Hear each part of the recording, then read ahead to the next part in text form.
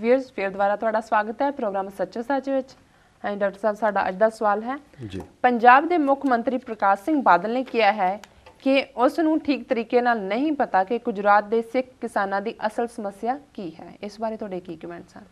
ਦੇਖੋ ਅਸੀਂ ਅਕਸਰ ਇਹਦੇ ਲਈ ਬਾਦਲ ਲਈ ਇਹ ਫਰੇਜ਼ ਇਸਤੇਮਾਲ ਕਰਦੇ ਹਾਂ ਜੀ, ਜਿਹੜਾ ਨੀਰੋ ਬਾਦਸ਼ਾਹ ਲਈ ਕੀਤਾ ਜਾਂਦਾ ਹੈ ਕਿ ਵੈਨ ਦਾ ਰੋਮ ਵਾਜ਼ ਬਰਨਿੰਗ ਨੀਰੋ ਵਾਜ਼ ਪਲੇਇੰਗ ਦਾ ਫਲੂਟ, ਜੀ ਕਿ ਰੋਮ ਸੜ ਰਿਹਾ ਸੀ ਔਰ ਨੀਰੋ ਜਿਹੜਾ ਹੈ ਉਹ ਬੰਸਰੀ ਵਜਾ ਰਿਹਾ ਸੀ। ਜੀ, ਹੁਣ ਇਹ ਕੇਸ ਕੋਈ ਅੱਜ ਦਾ ਨਹੀਂ ਹੈ। 2 ਸਾਲ ਤੋਂ ਗੁਜਰਾਤ ਦੇ ਸਿੱਖ ਕਿਸਾਨਾਂ ਨੇ 4 ਚਫੇਰੇ ਪਹੁੰਚ ਕੀਤੀ ਹੈ। ਅੱਜ ਤੋਂ ਕੁਝ ਮਹੀਨੇ ਪਹਿਲਾਂ ਵੀ ਇਹਨਾਂ ਦਾ ਇੱਕ ਡੈਲੀਗੇਸ਼ਨ ਪੰਜਾਬ 'ਚ ਆਇਆ, ਅਕਾਲੀ ਲੀਡਰਾਂ ਨੂੰ ਵੀ ਮਿਲਿਆ। ਬਲਵੰਤ ਸਿੰਘ ਰਾਮੂਵਾਲੀਆ ਜਿਹੜਾ ਅੱਜ ਕੱਲ੍ਹ ਮੁੱਛ ਦਾ ਵਾਲ ਬਣਿਆ ਹੋਇਆ ਸੁਖਬੀਰ ਬਾਦਲ ਦਾ, ਜੀ, ਉਹਨੇ ਬਿਆਨ ਵੀ ਦਿੱਤਾ ਕਿ ਜੀ ਅਸੀਂ ਇਹਨੂੰ ਬੀਜੇਪੀ ਦੀ ਹਾਈ ਕਮਾਂਡ ਔਰ ਨਰਿੰਦਰ ਮੋਦੀ ਦੇ ਨਾਲ ਇਸ ਕੇਸ ਨੂੰ ਚੁੱਕਾਂਗੇ।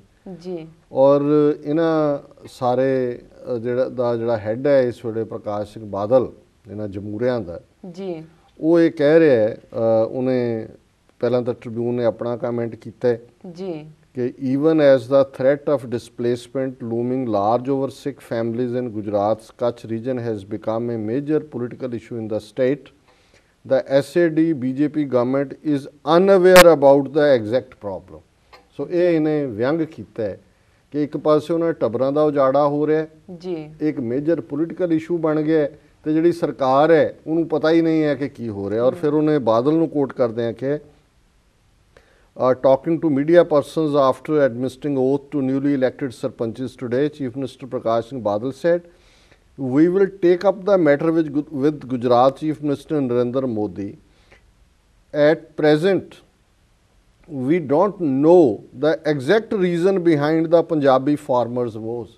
ਕਿ ਸਾਨੂੰ ਪਤਾ ਹੀ ਨਹੀਂ ਹੈ ਕਿ ਉਹਨਾਂ ਦੇ ਪਿੱਛੇ ਕੀ ਕਾਰਨ ਹੈ। ਅਸੀਂ ਉੱਥੇ ਬੰਦੇ ਭੇਜਾਂਗੇ ਫਿਰ ਦੇਖਾਂਗੇ ਕੀ ਹੈ। ਜੀ, ਸੋ ਇਸ ਕਿਸਮ ਦੇ ਲੀਡਰਾਂ ਨੂੰ ਜਿਸ ਕੌਮ ਨੇ ਐਕਸੈਪਟ ਕੀਤਾ ਹੈ ਜਾਂ ਕਰੀ ਰੱਖਣਾ ਹੈ ਜੀ, ਤੇ ਫਿਰ ਅਸੀਂ ਡਿਜ਼ਰਵ ਕਰਦੇ ਹਾਂ ਜੋ ਸਾਡੇ ਨਾਲ ਹੋ ਰਿਹਾ। ਮੈਂ ਸਮਝਦਾ ਹਾਂ ਵੀ ਇਹਨਾਂ ਨੇ ਇੱਕ ਤੋਂ ਬਾਅਦ ਇੱਕ ਹਰ ਕੇਸ ਦੇ ਵਿੱਚ ਇਹੋ ਜਿਹਾ ਇਹਨਾਂ ਨੇ ਕਰਤੂਤ ਉੱਥੇ ਜਾ ਕੇ ਕੀਤੀ ਸੀਗੀ ਜਦੋਂ ਕਿ ਇਹਨਾਂ ਨੇ ਉੱਤਰਾਖੰਡ ਬਣ ਰਿਹਾ ਸੀ, ਜਿਹੜਾ ਸ਼ਹੀਦ ਊਧਮ ਸਿੰਘ ਨਗਰ ਜ਼ਿਲ੍ਹਾ ਬਣਾਇਆ ਹੋਇਆ ਸੀ, ਉਹਦੇ ਕਿਸਾਨਾਂ ਦੇ ਨਾਲ ਇਹਨਾਂ ਨੇ ਬੇਵਫਾਈ ਕੀਤੀ। ਉਹ ਯੂਪੀ 'ਚ ਰਹਿਣਾ ਚਾਹੁੰਦੇ ਸੀ, ਇਹਨਾਂ ਨੇ ਧੱਕ ਕੇ ਆਪਣਾ ਫਾਰਮ ਇਹਨੇ ਜਾ ਕੇ ਵੇਚ ਦਿੱਤਾ ਹੈ ਤੇ ਉਹਨਾਂ ਨੂੰ ਜਿਹੜਾ ਉਹ ਉੱਤਰਾਖੰਡ ਦੇ ਨਾਲ ਲੱਗ ਕੇ ਉਹਨਾਂ ਦਾ ਅੱਜ ਕੀ ਹਸ਼ਰ ਹੋ ਰਿਹਾ ਉਹ ਜਾ ਕੇ ਉਹਨਾਂ ਨੂੰ ਪੁੱਛੋ, ਕਿਹਨੇ ਪੁੱਛਣਾ।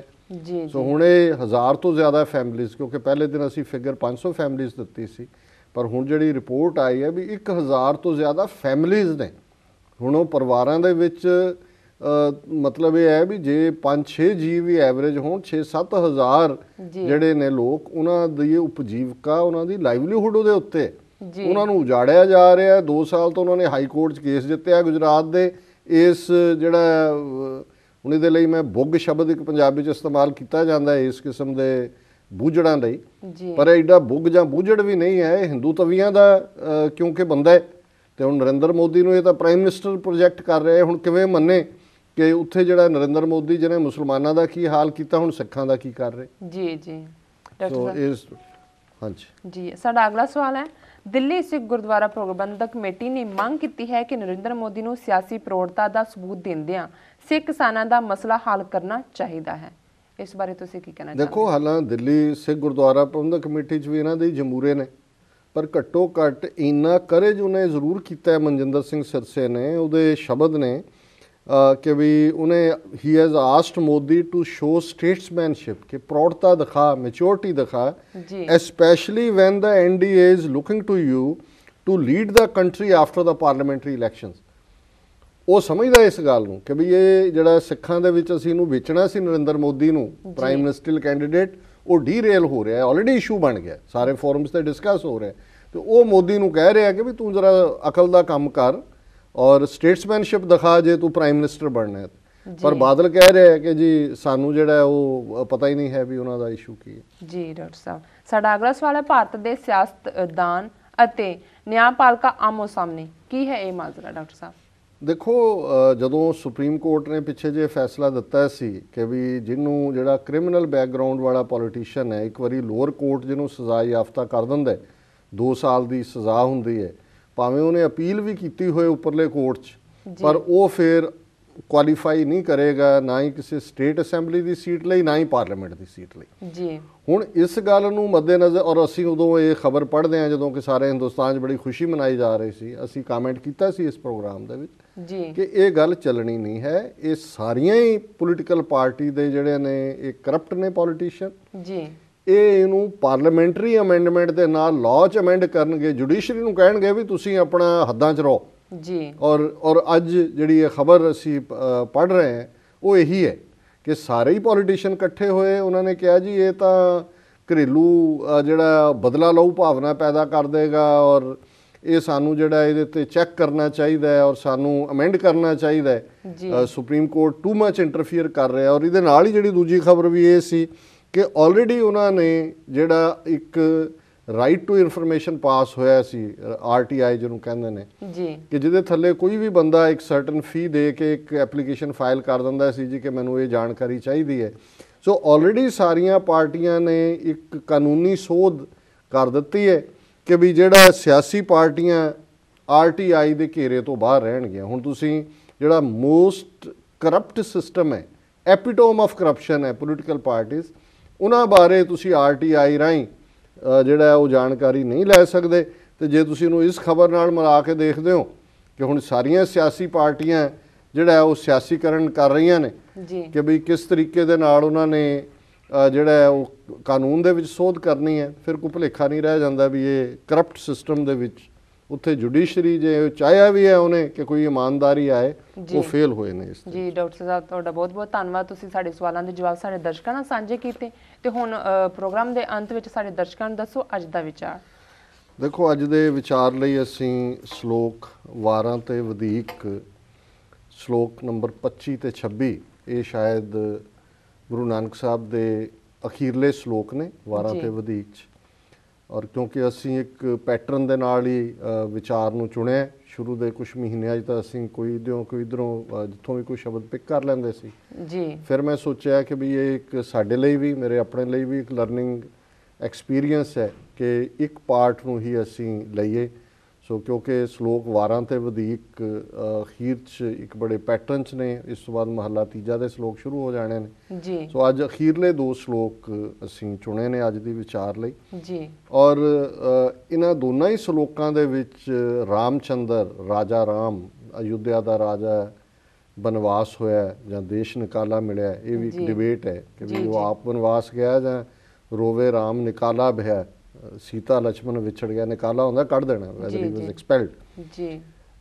ਲੰਕਾ ਦੀ ਲੜਾਈ, ਹਨੂਮਾਨ ਦਾ ਜੰਗ, ਉਹਦੇ ਵਿੱਚ ਜੰਪ ਕਰਨਾ ਜੀ ਉਹਨਾਂ ਨੂੰ, ਕਿਉਂਕਿ ਇਹ ਆਲਰੇਡੀ ਉਸ ਖਿੱਤੇ ਦੇ ਵਿੱਚ ਜਦੋਂ ਗੁਰੂ ਨਾਨਕ ਸਾਹਿਬ ਦਾ ਪ੍ਰਕਾਸ਼ ਹੁੰਦਾ ਹੈ, ਇਹ ਰਾਮਚਰਿਤ ਮਾਨਸ ਰਾਹੀਂ, ਜਿਹਨੂੰ ਤੁਲਸੀ ਰਾਮਾਇਣ ਕਹਿੰਦੇ ਨੇ ਜੀ, ਲੋਕਾਂ ਦੇ ਵਿੱਚ ਇਹ ਪ੍ਰਚਲਿਤ ਸੀ।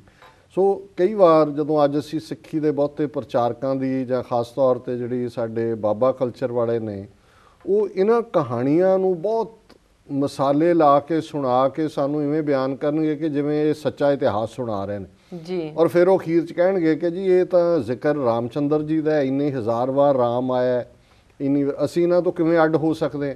ਸੋ ਜਦੋਂ ਅਸੀਂ ਇਹ ਕਹਿੰਦੇ ਹਾਂ ਵੀ ਇਹ ਹਿੰਦੂਤਵਾ ਦੇ ਖਾਤੇ 'ਚ ਜਾ ਕੇ ਭੁਗਤਦੇ ਨੇ, ਉਹਦਾ ਇੱਕ ਕਾਰਨ ਇਹ ਵੀ ਹੈ ਕਿ ਇਹ ਗੁਰਬਾਣੀ ਦੀ ਇੰਟਰਪ੍ਰੀਟੇਸ਼ਨ ਵੀ ਜਿਹੜੀ ਹੈ ਹਿੰਦੂਤਵੀ ਨੁਕਤਾ ਨਿਗਾਹ ਤੋਂ ਕਰਦੇ ਨੇ ਜੀ। ਪਰ ਜੇ ਤੁਸੀਂ ਗੁਰਬਾਣੀ ਨੂੰ ਗੁਰਬਾਣੀ ਦੀ ਸੈਂਸ ਦੇ ਵਿੱਚ, ਗੁਰੂ ਸਾਹਿਬਾਨ ਦੀ ਗੁਰਮਤ ਦੀ ਰੌਸ਼ਨੀ 'ਚ ਸਮਝੋ, ਫਿਰ ਸਾਨੂੰ ਇਸ ਗੱਲ ਦੀ ਸਮਝ ਆ ਜਾਂਦੀ ਹੈ ਕਿ ਗੁਰੂ ਸਾਹਿਬ ਨੇ ਇਹਨਾਂ ਕਹਾਣੀਆਂ ਨੂੰ ਜਿਹੜੀਆਂ ਪ੍ਰਚਲਿਤ ਨੇ, ਇੱਕ ਪ੍ਰਤੀਬਿੰਬ ਜਾਂ ਇੱਕ ਸਿੰਬਲ ਦੇ ਤੌਰ ਤੇ, ਇੱਕ ਬਿੰਬ ਦੇ ਤੌਰ ਤੇ ਵਰਤੇ ਜੀ। ਔਰ ਗੱਲ ਫਿਰ ਅਸਲ 'ਚ ਆਪਣੀ ਕਹੀ ਹੈ ਕਿ ਭਾਈ ਇਹ ਜਿਹੜਾ ਰਾਮ ਹੈ, ਰਾਜਾ ਰਾਮ, ਸੀਤਾ ਦਾ ਪਤੀ, ਲక్ష్మణ ਦਾ ਭਰਾ, ਇਹ ਵੀ ਇੱਕ ਦੁਨਿਆਵੀ ਬੀਇੰਗ ਸੀ, ਇਹ ਵੀ ਇੱਕ ਦੁਨਿਆਵੀ ਇਨਸਾਨ, ਉਵੇਂ ਹੀ ਰੋਂਦਾ ਸੀ ਜਿਵੇਂ ਉਹਦਾ ਘਰ ਵਾਲੀ ਚਲੀ ਗਈ, ਲక్ష్మణ ਚਲਾ ਗਿਆ, ਪਰੇਸ਼ਾਨ ਸੀ। ਸੋ ਇਹ ਰੱਬ ਨਹੀਂ ਹੈ ਜੀ। ਔਰ ਜਿਹੜਾ ਰੱਬ ਹੈ ਉਹ ਰਾਮ ਹੈ, ਰਮਿਆ ਹੋਇਆ। ਇਸ ਲਈ ਜਦੋਂ ਗੁਰਬਾਣੀ ਦੇ ਵਿੱਚ ਰਾਮ ਦੀ ਗੱਲ ਹੈ, ਉਹ ਰੱਬ ਦੀ ਸੈਂਸ 'ਚ, ਉਹ ਰਾਜਾ ਰਾਮ ਨਹੀਂ ਹੈ। ਕਈ ਵਾਰੀ ਉਹਨੂੰ ਐਜ਼ ਏ ਬਿੰਬ ਇਸਤੇਮਾਲ ਕੀਤਾ। ਸੋ ਇਹ ਸ਼ਲੋਕ ਹੈ, ਰਾਮ ਝੁਰੈ ਦਲ ਮੇਲਵੈ, ਅੰਤਰ ਬਲ ਅਧਿਕਾਰ, ਬੰਤਰ ਕੀ ਸੈਨਾ ਸੇਵੀਐ, ਮਨ ਤਨ ਜੂਝ ਅਪਾਰ, ਸੀਤਾ ਲੈ ਗਿਆ ਦਹਿ ਸਿਰੋ, ਲక్ష్మణ ਮੂਓ ਸਰਾਪ, ਨਾਨਕ ਕਰਤਾ ਕਰਨਹਾਰ, ਕਰ ਵੇਖੈ ਥਾਪ ਉਥਾਪ। ਇਹ ਪਹਿਲਾ ਸ਼ਲੋਕ ਹੈ ਨੰਬਰ 25 ਜੀ। ਕਿ ਰਾਮ ਝੂਰ ਰਿਹਾ। ਹੁਣ ਰੱਬ ਤਾਂ ਨਹੀਂ ਨਾ ਝੂਰੇਗਾ ਕਦੇ, ਵੀ ਝੂਰਦਾ ਕੌਣ ਹੈ ਕਿ ਵੀ ਮੈਂ ਕੀ ਕਰਾਂ, ਜੀ ਵੀ ਲੈ ਗਿਆ ਰਾਵਣ ਸੀਤਾ ਨੂੰ, ਵੀ ਰਾਮ ਝੁਰੈ, ਫਿਰ ਉਹਨੂੰ ਲੱਗਦਾ ਹੈ ਝੂਰਦਾ, ਫਿਰ ਸੋਚਦਾ ਕਿ ਦਲ ਮੇਲਵੈ ਕਿ ਮੈਂ ਕੋਈ ਫੌਜ ਇਕੱਠੀ ਕਰਾਂ, ਜੀ ਅੰਤਰ ਬਲ ਅਧਿਕਾਰ, ਮੇਰੇ ਕੋਲ ਕੋਈ ਤਾਕਤ ਹੋਏ, ਮੈਂ ਕਿਵੇਂ ਆਪਣੀ ਘਰ ਵਾਲੀ ਛਡਾ ਕੇ ਲਿਆਵਾਂ। ਜੀ ਬੰਤਰ ਕੀ ਸੈਨਾ ਸੇਵੀਐ, ਮਨ ਤਨ ਜੂਝ ਅਪਾਰ। ਹੁਣ ਬਾਂਦਰਾਂ ਦੀ ਫੌਜ ਆ ਗਈ ਉਹਦੀ ਸਰਵਿਸ ਦੇ ਉੱਤੇ, ਹਨੂਮਾਨ, ਕਿਉਂਕਿ ਉਹਦੇ ਪੂੰਛ ਵੀ ਲੱਗੀ ਹੁੰਦੀ ਹੈ ਹਨੂਮਾਨ ਦੀ। ਪਤਾ ਨਹੀਂ ਇਹ ਇਨੀਸ਼ੀਅਲੀ ਲੰਕਾ ਵਾਲਿਆਂ ਦਾ ਮਜ਼ਾਕ ਉਡਾਇਆ ਹੋਇਆ ਹੈ ਜਾਂ ਕੀ ਹੈਗਾ, ਪਰ ਇਹਨਾਂ ਦੇ ਲਈ ਉਹ ਬਾਂਦਰ ਹੀ ਹੈ, ਉਹ ਬੰਦਾ ਨਹੀਂ ਹੈ, ਪਰ ਗੱਲਾਂ ਬੰਦਿਆਂ ਵਾਲੀਆਂ ਕਰਵਾਉਂਦੇ ਨੇ। ਜੀ ਬੰਤਰ ਕੀ ਸੈਨਾ ਸੇਵੀਏ, ਕਿ ਉਹਨਾਂ ਨੂੰ ਜਿਹੜੀ ਬਾਂਦਰਾਂ ਦੀ ਸੇਵਾ ਹੈ ਉਹ ਉਹਨਾਂ ਦੀ ਸਰਵਿਸ ਤੇ ਸੀ, ਤੇ ਉਹ ਜਿਹੜੀ ਸੈਨਾ ਬਾਂਦਰਾਂ ਦੀ ਉਹ ਈਗਰ ਫॉर ਵਾਰ ਸੀ, ਤਨ ਮਨ ਜੂਝ ਅਪਾਰ। ਸੀਤਾ ਲੈ ਗਿਆ ਦਹਿ ਸਿਰੋ, ਸੀਤਾ ਲੈ ਗਿਆ ਦੁਸ਼ਹਿਰਾ 10 ਸਿਰਾਂ ਵਾਲਾ, ਦਹਿ ਸਿਰੋ ਰਾਵਣ ਦਾ ਨਾਂ ਹੈ। ਜੀ ਲਛਮਣ ਮੂਹੋ ਸਰਾਪ, ਰਾਮ ਨੇ ਉਹਨੂੰ ਵੀ ਸਰਾਪ ਦਿੱਤਾ ਲਛਮਣ ਨੂੰ, ਵੀ ਤੇਰੇ ਤਾਂ ਪ੍ਰੋਟੈਕਸ਼ਨ 'ਚ ਤੇਰੀ ਭਰਜਾਈ ਬਿਠਾਈ ਸੀ, ਤੂੰ ਕਿੱਥੇ ਚਲਾ ਗਿਆ, ਕਾਰ ਖਿੱਚ ਕੇ ਹੀ ਚਲਾ ਗਿਆ, ਕਿ ਵੀ ਉਹਨੂੰ ਲੈ ਗਿਆ ਉਹ। ਜੀ ਸੋ ਉਹ ਸਰਾਫ ਨਾਲ ਮਰ ਗਿਆ, ਸੀਤਾ ਨੂੰ ਉਹ ਲੈ ਗਿਆ। ਤੇ ਹੁਣ ਗੁਰੂ ਨਾਨਕ ਸਾਹਿਬ ਦਾ ਕਨਕਲੂਜਨ, ਇਹ ਕਹਾਣੀ ਹੈ, ਉਹ ਬਿਆਨ ਕਰਕੇ ਗੁਰੂ ਸਾਹਿਬ ਨੇ ਫਰਮਾਇਆ ਨਾਨਕ ਕਰਤਾ ਕਰਨਹਾਰ, ਵੀ ਇਹ ਕਰਤੇ ਨਹੀਂ ਹੈਗੇ, ਰਾਮ ਨਹੀਂ ਹੈ ਜਾਂ ਦੂਜਾ, ਕਰਤਾ ਉਹ ਹੈ, ਨਿਰੰਕਾਰ ਹੈ। ਨਾਨਕ ਕਰਤਾ ਕਰਨਹਾਰ, ਕਰ ਵੇਖੈ ਥਾਪ ਉਥਾਪ, ਉਹ ਥਾਪਦਾ ਜੀ ਤੇ ਦੇਖਦਾ। ਔਰ ਉਸ ਤੋਂ ਨੈਕਸਟ ਜਿਹੜੇ ਚ ਕਨਕਲੂਡ ਕੀਤਾ ਉਹਨੂੰ, ਮਨ ਮੈਂ ਝੂਰੈ ਰਾਮਚੰਦ, ਸੀਤਾ ਲਛਮਣ ਜੋਗ। ਫਿਰ ਰਾਮਚੰਦਰ ਝੂਰ ਹੀ ਰਿਹਾ ਜੀ ਕਿ ਸੀਤਾ ਵੀ ਗਈ ਤੇ ਲਛਮਣ ਵੀ ਗਿਆ, ਦੋਨਾਂ ਦੇ ਜਾਣ ਤੇ ਉਹ ਝੂਰ ਰਿਹਾ। ਹਣਵੰਤਰ ਆਰਾਧਿਆ ਆਇਆ ਕਰ ਸੰਜੋਗ, ਫਿਰ ਰਾਮ ਨੂੰ ਯਾਦ ਆਇਆ, ਆਰਾਧਿਆ ਦਾ ਮਤਲਬ ਹੈ ਕਿ ਉਹਨੇ ਯਾਦ ਕੀਤਾ, ਤੇ ਹਣਵੰਤਰ ਹਨੂਮਾਨ ਪਹੁੰਚ ਗਿਆ ਪੂੰਛ ਨਾਲ ਆਪਣੇ, ਜੀ ਉੱਥੇ ਪਹੁੰਚਿਆ। ਭੋਲਾ ਦੈਂਤ ਨਾ ਸਮਝਈ, ਤਿੰਨ ਪ੍ਰਭ ਕੀਏ ਕਾਮ। ਹੁਣ ਰਾਵਣ ਦੇ ਕੌਨਟੈਕਸਟ 'ਚ ਹੈ ਕਿ ਰਾਵਣ ਸਮਝਦਾ ਸੀ ਕਿ ਮੈਂ ਜਿਹੜਾ ਕਾਲ ਹੈ ਉਹ ਪਾਵੇ ਦੇ ਨਾਲ ਬੱਧਾ ਹੋਇਆ, ਮੈਨੂੰ ਕੌਣ ਮਾਰ ਸਕਦਾ ਜੀ, ਔਰ ਤਿੰਨ ਪ੍ਰਭ ਕੀਏ ਕਾਮ। ਪਰ ਰੱਬ ਜਿਹੜਾ ਉਹਨੇ ਰਾਮ ਦਾ ਜਾਂ ਬਾਂਦਰਾਂ ਦੀ ਫੌਜ ਦਾ ਸਾਥ ਦਿੱਤਾ। ਨਾਨਕ ਵੇ ਪਰਵਾਓ ਸੋ ਕਿਰਤ ਨਾ ਮਿਟਈ ਰਾਮ, ਕਿ ਇਹ ਜਿਸ ਸਭ ਚੋਂ ਰਾਮਚੰਦਰ ਲਛਮਣ ਸੀਤਾ ਜਾਂ ਰਾਵਣ ਲੰਘਿਆ, ਇਹ ਆਲਰੇਡੀ ਡੈਸਟਿਨਡ ਸੀ। ਇਹਨਾਂ ਨੂੰ, ਇਹ ਤਾਂ ਛੋਟੇ ਪਾਤਰ ਨੇ ਇਸ ਸਾਰੀ ਗੇਮ ਦੇ ਵਿੱਚ। ਜੀ ਕਰਨ ਕਰਾਉਣ ਵਾਲਾ ਜਿਹੜਾ ਉਹ ਨਿਰੰਕਾਰ ਆਪ ਹੈ, ਔਰ ਉਹ ਨਿਰੰਕਾਰ ਹੀ ਕਰਤਾ ਹੈ। ਸੋ ਜਿਹੜਾ ਇਸ ਸਾਰੇ ਦਾ ਵੇਰਵਾ ਦੇਣ ਦਾ ਜਿਹੜਾ ਭਾਵ ਹੈ ਉਹ ਇਹੀ ਹੈ ਕਿ ਅਲਟੀਮੇਟਲੀ ਨਿਰੰਕਾਰ ਵਾਹਿਗੁਰੂ ਉਹ ਸਭ ਤੋਂ ਉੱਪਰ ਹੈ।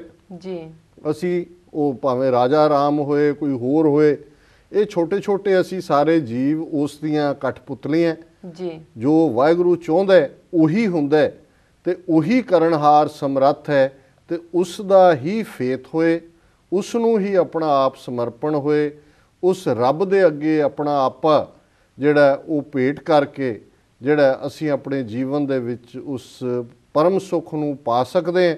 ਤੇ ਜੇ ਅਸੀਂ ਛੋਟੀਆਂ ਛੋਟੀਆਂ ਚੀਜ਼ਾਂ ਦੇ ਵਿੱਚ ਆਪਣੀ એનર્ਜੀ ਜ਼ਾਇਆ ਕਰਾਂਗੇ ਤੇ ਫਿਰ ਉਹ ਸਾਰੀ ਜ਼ਿੰਦਗੀ ਜਿਹੜੀ ਹੈ ਇਵੇਂ ਹੀ ਬਿਰਥਾ ਚਲੀ ਜਾਂਦੀ ਹੈ। ਸੋ ਰਾਮ ਰਾਵਣ ਹਨੂਮਾਨ ਦਾ ਜਿਹੜਾ ਬਿੰਬ ਹੈ, ਇਹ ਇਸਤੇਮਾਲ ਕਰਕੇ ਗੁਰੂ ਨਾਨਕ ਸਾਹਿਬ ਨੇ ਨਾਨਕ ਕਰਤਾ ਕਰਨਹਾਰ, ਆਪ ਹੀ ਉਹ ਕਰਨਹਾਰ ਹੈ ਤੇ ਆਪ ਹੀ ਥਾਪ ਉਥਾਪਣ ਵਾਲਾ ਹੈ। ਜੀ ਡਾਕਟਰ ਸਾਹਿਬ, ਤੁਹਾਡਾ ਬਹੁਤ ਬਹੁਤ ਸ਼ੁਕਰੀਆ, ਤੁਸੀਂ ਅੱਜ ਦਾ ਵਿਚਾਰ ਸਾਡੇ ਦਰਸ਼ਕਾਂ ਨਾਲ ਸਾਂਝਾ ਕੀਤਾ। ਵੀਰ, ਸਾਡੇ ਪ੍ਰੋਗਰਾਮ ਦਾ ਸਮਾਂ ਇੱਥੇ ਸਮਾਪਤ ਹੁੰਦਾ। ਤੁਸੀਂ ਆਪਣੀ ਰਾਏ ਤੇ ਸੁਝਾਅ ਸਾਨੂੰ ਭੇਜਣਾ ਨਾ ਭੁੱਲਣਾ ਸਾਡੇ ਇਸ ਪਤੇ ਤੇ sos@vh4.tv ਤੇ। ਅਸੀਂ ਆਪਣਾ ਪ੍ਰੋਗਰਾਮ ਲੈ ਕੇ ਫਿਰ ਤੁਹਾਡੇ ਰੂਬਰੂ ਹੋਵਾਂਗੇ। ਤਦ ਤੱਕ ਲਈ ਸਾਨੂੰ ਆਗਿਆ ਦਿਓ। ਵਾਹਿਗੁਰੂ ਜੀ ਕਾ ਖਾਲਸਾ, ਵਾਹਿਗੁਰੂ ਜੀ ਕੀ ਫਤਿਹ।